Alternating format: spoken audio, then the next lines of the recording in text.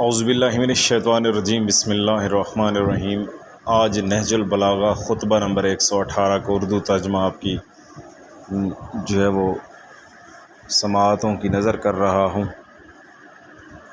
اہل بیت علیہم السلام کی عظمت اور قوانین شریعت کی اہمیت کے متعلق فرمایا، خدا کی قسم مجھے پیغاموں کے پہنچانے، وعدوں کے پورا کرنے اور آیتوں کی صحیح تعویل بیان کرنے کا خوب علم ہے، اور ہم اہل بیت نبوت کے پاس علم و معرفت کے دروازے اور شریعت کی روشن راہیں ہیں۔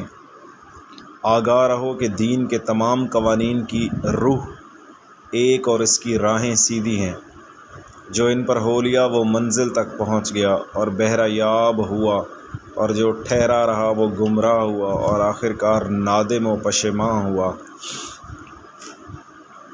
اس دن کے لیے عمل کرو کہ جس کے لیے ذخیرے فراہم کیے جاتے ہیں، اور جس میں نیتوں کو جانچا جائے گا، جسے اپنی ہی عقل فائدہ نہ پہنچائے کہ جو اس کے پاس موجود ہے، تو دوسروں کی عقلیں کہ جو اس سے دور اور اوجھل ہیں فائدہ رسانی سے بہت عاجز و قاصر ہوں گی۔ دوزخ کی آگ سے ڈرو کہ جس کی تپش تیز اور گہرائی بہت زیادہ ہے، اور جہاں پہننے کو لوہے کے زیور اور پینے کو پیپ بھرا لہو ہے۔